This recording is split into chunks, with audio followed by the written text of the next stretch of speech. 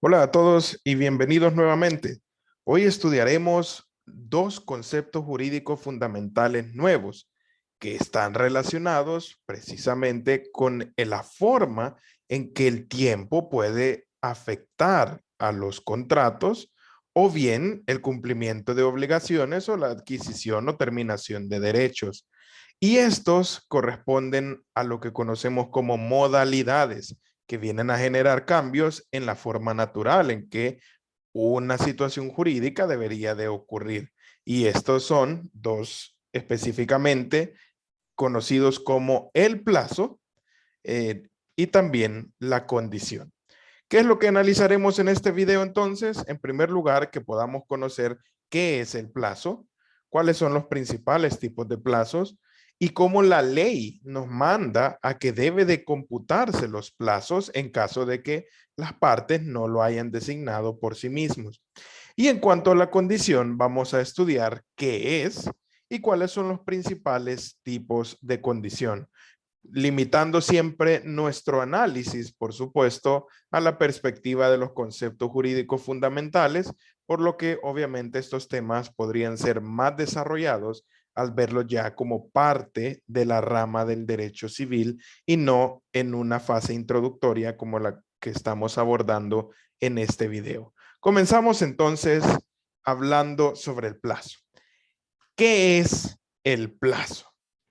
Pues una definición bastante sencilla que nos da la doctrina y que incluso el Código Civil salvadoreño también apoya es la siguiente y dice, el plazo es un acontecimiento o suceso futuro y cierto del cual depende la adquisición, ejercicio o la extinción de un derecho y los consecuentes cumplimiento o resolución de la obligación correlativa. Entonces, esto a lo que nos lleva es precisamente de que el plazo, siendo una especie de la modalidad y siendo la modalidad su género próximo, vemos entonces que viene a establecer esta modificación sobre cómo van a realizarse los actos jurídicos.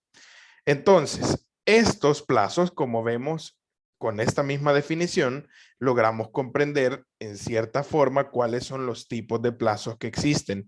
Y estos pueden clasificarse de la siguiente manera, siendo estos, por ejemplo, los más comúnmente utilizados, como el plazo determinado y el plazo indeterminado. Y otra agrupación también es como plazo suspensivo y plazo extintivo. Básicamente los primeros hacen referencia al conocer cuándo es que termina el plazo, mientras que los segundos se refieren a los efectos que produce alcanzar el plazo. Pero en ambos casos debemos de comprender de que siempre se trata de un acontecimiento muy importante, futuro y cierto. ¿Qué significa esto? Que el acontecimiento no puede ser del pasado ni del presente, sino del futuro, y que debe de existir certeza de que ese acontecimiento sí va a ocurrir. Obviamente, la certeza no puede ser al 100% en todas las ocasiones, pero sí de tener cierto grado de certeza, de estar seguros que es lo que normalmente podría esperarse que sí ocurra. Entonces vamos a comenzar a ver cada uno de ellos. En primer lugar, la primera clasificación de los plazos que atiende a conocer cuándo es que finaliza. Tenemos el plazo determinado. Como ya lo podremos nosotros adelantar con nuestro pensamiento al escuchar esta frase, el plazo determinado lo que nos presenta es contar con la certeza, primero, ya dijimos, de que el suceso verdaderamente ocurrirá, pero lo más importante aquí es saber exactamente en qué día es que va a completarse el plazo determinado. Como por ejemplo, si conocen a este sujeto, creo que ya tienen una edad un poco más avanzada, igual que yo, o quizás más. Entonces, tenemos el ejemplo de don Mario y tenemos que don Mario fue contratado para dar sus servicios profesionales como fontanero durante un año, contado a partir del día de la firma del contrato. Si nosotros entonces conocemos cuál es la fecha exacta en que don Mario firmó el contrato y que por lo tanto comienzan a correr sus servicios profesionales, a partir de ahí sabemos que tiene un año completo, por lo tanto, por ejemplo, si es del 1 de enero de un año, sabemos que su contrato va a terminar el 1 de enero del siguiente año. Ahí ya va a estar finalizado. Ahora bien, la lógica nos lleva entonces a comprender que el plazo indeterminado, por el contrario, es aquel en el cual, si bien tenemos certeza que el suceso va a ocurrir, pero no sabemos exactamente cuándo es que va a ocurrir ese suceso.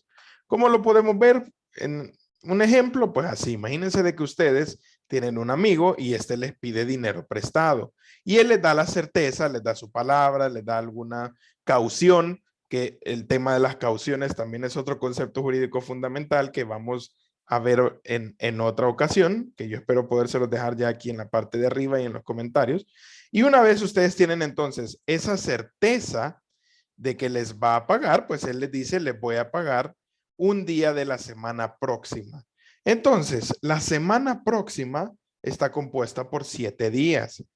Y según nuestro sistema latinoamericano, por ejemplo, y en legal, lo entendemos que es de domingo hasta el sábado.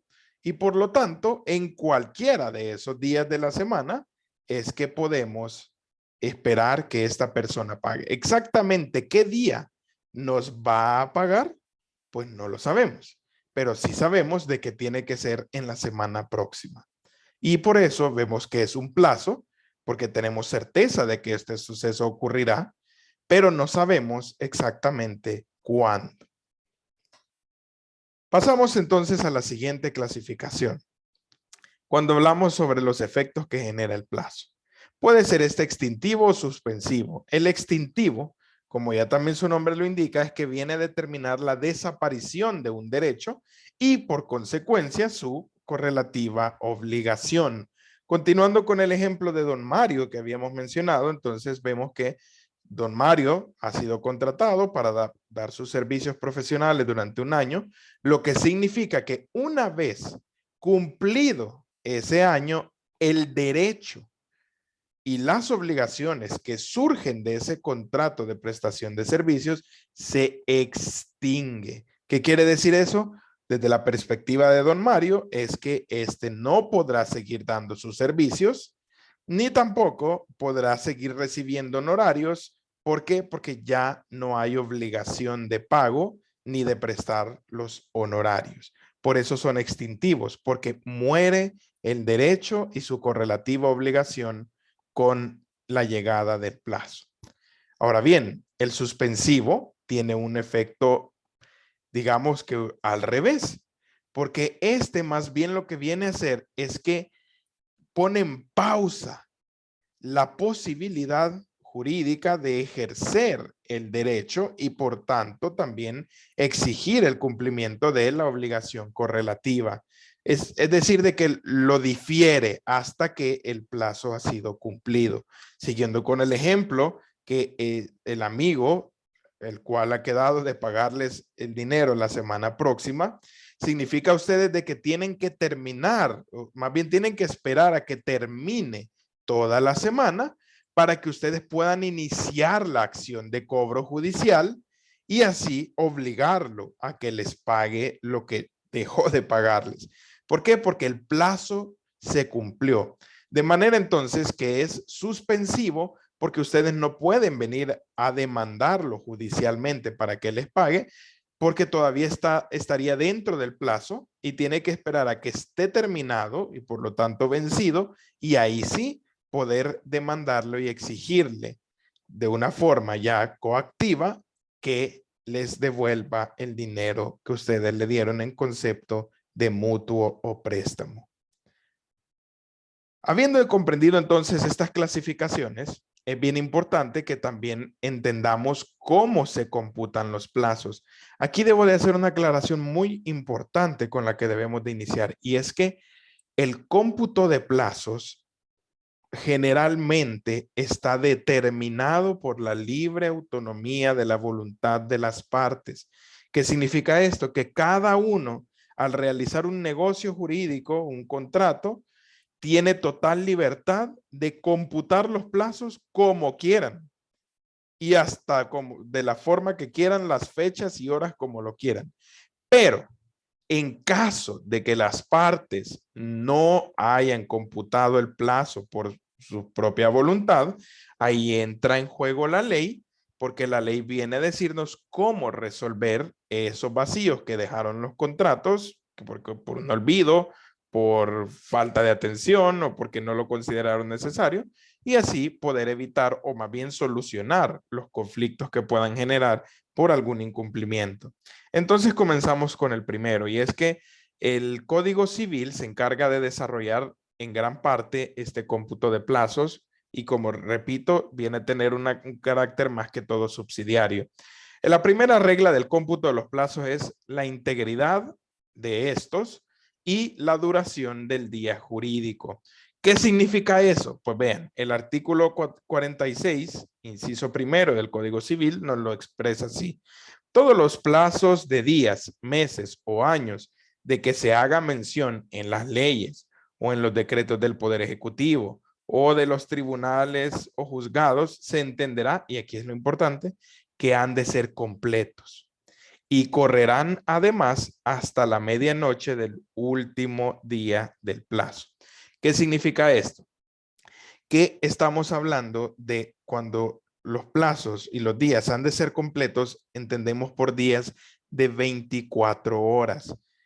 Esto, si nos quedamos con esta primera parte, significaría entonces, por ejemplo, que si un plazo inició el lunes a las 3 de la tarde y el plazo es de un día, entonces lo normal, al entender que son completos, diríamos, bueno, entonces termina el martes a la misma hora, a las 3 de la tarde. Pero aquí viene el siguiente punto y dice, y correrán además hasta la medianoche del último día del plazo. Entonces, como ya llegamos al último día del plazo, no termina de computarse a las 3 de la tarde, sino que debería de hacerlo hasta la medianoche de ese día. Más precisamente hasta las 11:59:59. Veamos entonces, siguiendo el ejemplo de don Mario para que nos quede más claro esto. Don Mario fue contratado para dar sus servicios profesionales como fontanero durante un año y ya sabemos la fecha de firma del contrato, que es desde donde empieza a correr. Entonces, si tenemos que es el 1 de enero del año X, y este comienza a las 8 de la mañana, que es a la hora en que se firmó el contrato, el final de ese plazo sería el 1 de enero del siguiente año a las 11 de la noche con 59 minutos y 59 segundos. ¿Por qué? Porque la medianoche ya es el segundo día y se acabó. Ya, perdón, es el siguiente día y se acabó el plazo. Entonces, aquí quiero que comprendamos una cuestión porque esto puede generar confusión porque dirían, no, mentiras, tendría que haber terminado el 31 de diciembre y el 1 de enero ya no es parte del contrato. Pues aquí es donde vemos que los días han de ser completos. ¿Qué significa esto entonces? Si empezó a las 8 de la mañana, el día completo, es decir, si comenzamos a correr las 24 horas, las 24 horas se cumplirían a las 8 de la mañana de cada día. De modo entonces que si llegamos al 31 de diciembre a las 8 de la mañana, todavía nos hace faltan 24 horas para cumplir el año. Por lo tanto, tenemos que esperar otras 24 horas, que sería el 1 de enero a las 8 de la mañana. Pero por la regla que nos establece aquí de la integridad de este plazo, es que ese plazo se entiende que se extiende automáticamente o se prorroga, ya no hasta las 8 de la mañana, sino hasta la medianoche. Y así es como comprendemos la integridad de los plazos y la duración del día jurídico de las 24 horas, salvo por ese último caso donde se extiende más de las 24 horas. Puede que esto ahorita no nos haga del todo sentido, pero se complementa con los siguientes artículos. Y es que también en el ejemplo que hemos utilizado, el problema es que hablamos ya directamente de un año. Y la forma de computar los plazos de meses y años también tiene sus reglas que están en el artículo 46, pero en los incisos 2 y 3. Y dice así: el primero y último día de un plazo de meses o años, es decir, cuando solo hablamos de un X meses o X años, deberán tener un mismo número en los respectivos meses. El plazo de un mes podrá ser, por consiguiente, de 28, 29, 30 o 31 días. ¿Por qué? Porque sabemos que hay meses de 20, hay un mes que puede ser de 28 o 29 días y los demás meses son de 30 o 31 días. Y por tanto, dice, el plazo de un año puede ser de 365 o 366 días según los casos. Es decir, cuando estamos frente a un año bisiesto. Luego dice, si el mes en que ha de principiar un plazo de meses o años constare de más días que el mes en que ha de terminar el plazo, y si el plazo corriere desde alguno de los días en que el primero de dichos meses excede al segundo, el último día del plazo será el último día de este segundo mes. Traducido todo esto, ¿qué quiere decir? Porque puede parecer un poco complejo la primera vez que lo leamos. Bien, ¿qué significa esto entonces? Que cuando hablamos de los meses, veámoslo así, tenemos entonces, en este caso, un ejemplo de un plazo de un mes. Si inicia un plazo el 2 de enero, se entiende que finaliza el 2 de febrero y por lo tanto va a tener 31 días, tal cual nos lo establece aquí. ¿Por qué? Porque enero tiene 31 días. Entonces, el plazo se cumple exactamente el 2 de febrero. Independientemente de la hora en la que inició el 2 de febrero, este viene a finalizar prácticamente ya a la medianoche del 2 de febrero. En el siguiente ejemplo, tenemos 1 de abril y va a terminar el 1 de mayo. Vemos entonces que ese mes, abril, tiene 30 días y por lo tanto, al cumplirse el 1 de mayo, cumple con tener 30 días de existencia ese plazo de un mes. ¿Y qué ocurre ya con la segunda parte? Y es que nos dice que si empezamos un plazo en un día que tiene más días, que en un mes, perdón, que tiene más días que el siguiente mes, como por ejemplo que lo empezamos el 31 de octubre, ¿cuándo se cumple un mes después? Pues va a ser el 30 de noviembre. ¿Por qué? Porque ese es el día en que termina el mes. Por eso lo mismo que dice, el último día del plazo será el último día de este segundo mes, para poder llegar hacia la regla también de que va a tener 30 días por ser este segundo mes cuando finaliza, debido a que inició en un día cuya duración es más alta que el mes siguiente en donde termina el plazo. Y así vemos entonces que básicamente es a lo que se refiere esto. Por lo tanto, con el ejemplo que teníamos de don Mario, iniciaba el 1 de enero de un año y termina por lo tanto el 1 de enero del siguiente año. Y así se cumplen los 365 días. O, si fue un año bisiesto, 366. ¿Qué más? Pues tenemos que también el Código Civil habla de que tenemos que comprender que los actos pueden ejecutarse válidamente siempre y cuando estemos dentro del plazo. ¿Y cuándo se entiende que estamos dentro del plazo? Pues ya vamos a ver. Porque esto lo debemos de combinar con la otra regla que dice el momento del plazo en que nace o expira un derecho sometido a tal modalidad es otro punto que debemos de tener en cuenta en el cómputo de los plazos. Es decir, ¿cuándo nace?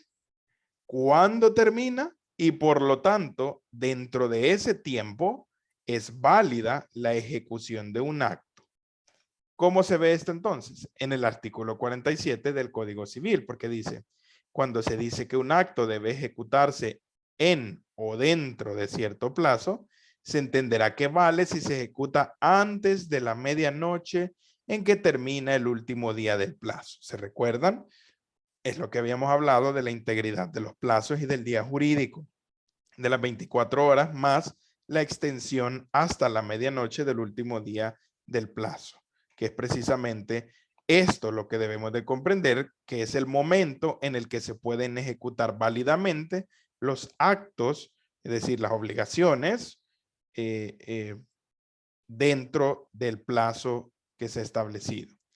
Y en segundo lugar dice, cuando se exige que haya transcurrido un espacio de tiempo para que nazcan o expiren ciertos derechos, se entenderá que estos derechos no nacen, no expiran, sino hasta después de la medianoche en que termine el último día de dicho espacio de tiempo.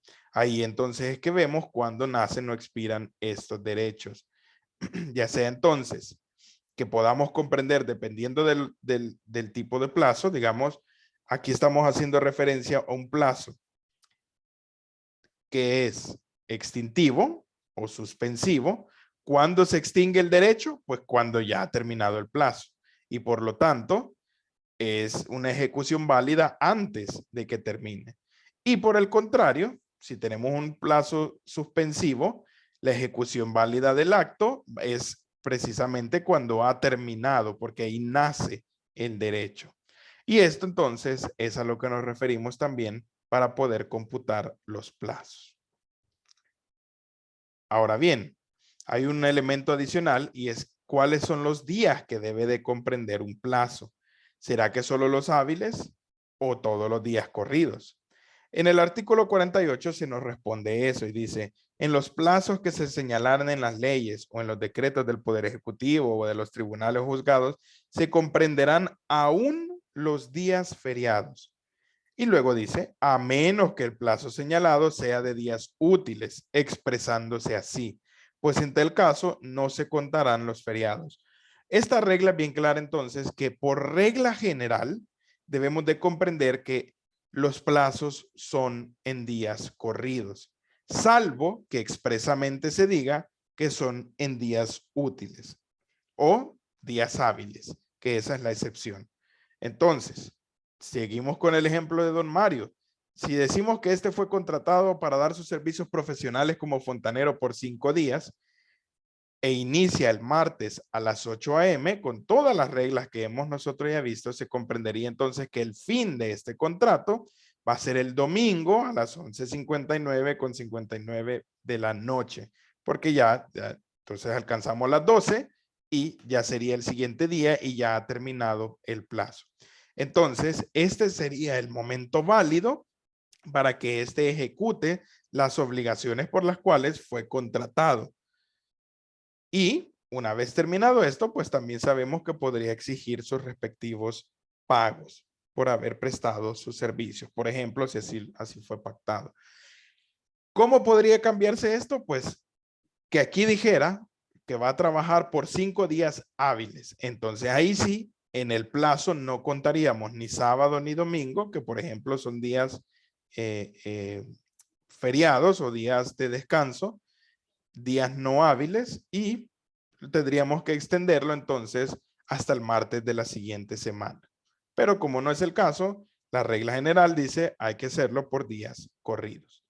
Pero bien, todas estas reglas que hemos analizado, digamos que tienen mayor aplicación en los contratos, pero no en los plazos procesales, es decir, ya en los judiciales, ni tampoco en los plazos de los procedimientos administrativos en El Salvador, porque aquí ya hay unas reglas bien claras que el Código Procesal Civil y Mercantil, así como la Ley de Procedimientos Administrativos, han venido ya a establecer expresamente y que se pueden resumir así. En primer lugar, los plazos que sean establecidos para las partes, ya sea parte demandante, parte demandada o incluso partes interesadas, van a comenzar para cada una de ellas el día siguiente de la respectiva notificación. Por ejemplo, si me demandan hoy, entonces el plazo para yo poder responder a esa demanda comienza a contar a partir de mañana. No cuenta el día de la notificación en que me dicen, mire, usted fue demandado, sino hasta el día siguiente es que se computan los plazos. La siguiente regla es que cuando los plazos tienen el carácter común entre las partes, los plazos comienzan a correr el día siguiente de la última notificación.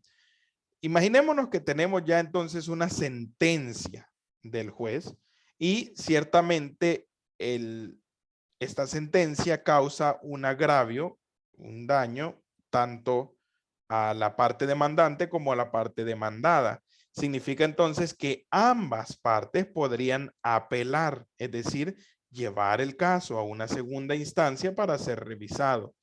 Debido a que ambas partes tendrían el derecho para poder hacer esta apelación, el plazo comienza a correr a partir de a quién se le hizo la última notificación.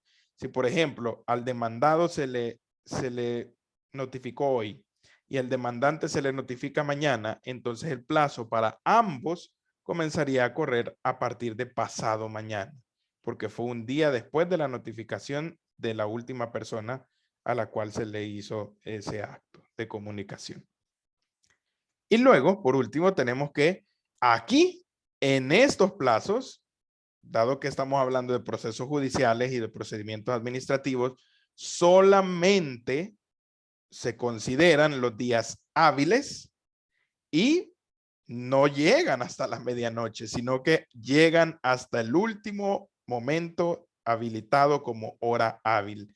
Entonces, si un tribunal que generalmente cierra al final de la semana un viernes a las 4 de la tarde, ese digamos que sería el último día en la semana. Y como los días de fin de semana no cuentan, continuaría entonces el plazo contándose a partir del lunes a las 8 de la mañana que abren. Y así es entonces como podemos realizar estos actos de comunicación, porque la ley expresamente establece ya estas reglas diferentes para estas ocasiones.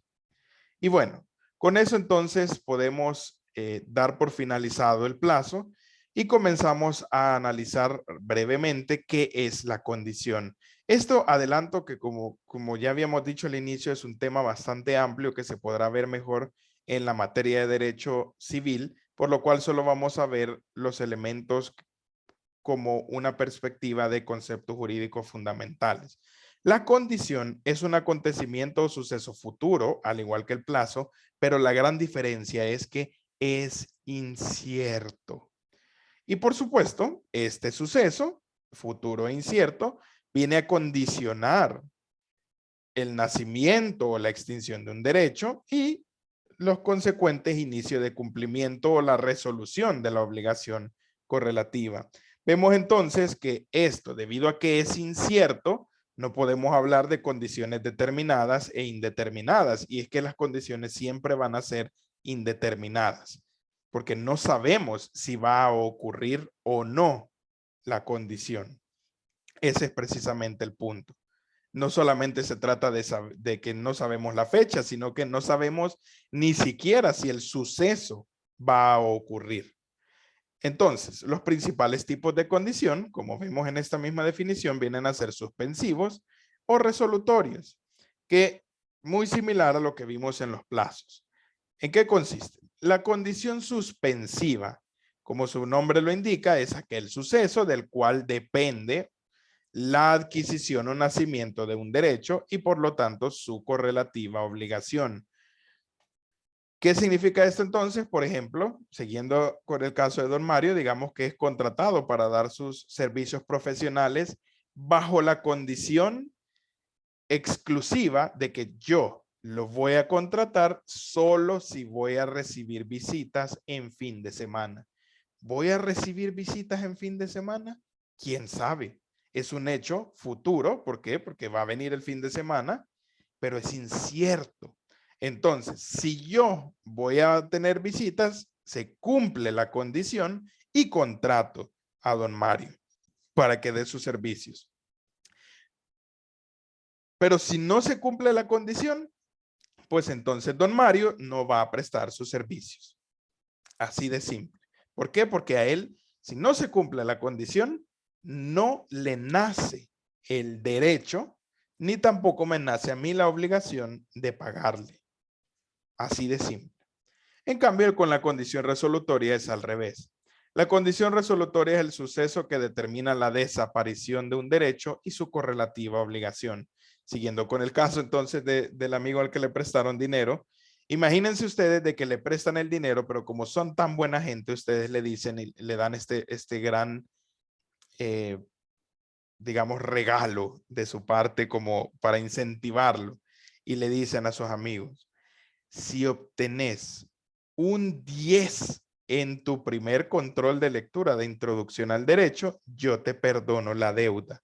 Entonces, ¿es un suceso futuro? Sí, porque digamos que son estudiantes de derecho y su compañero entonces va a tener su primer control de derecho y ustedes le dicen, si te sacas 10, te perdono la deuda.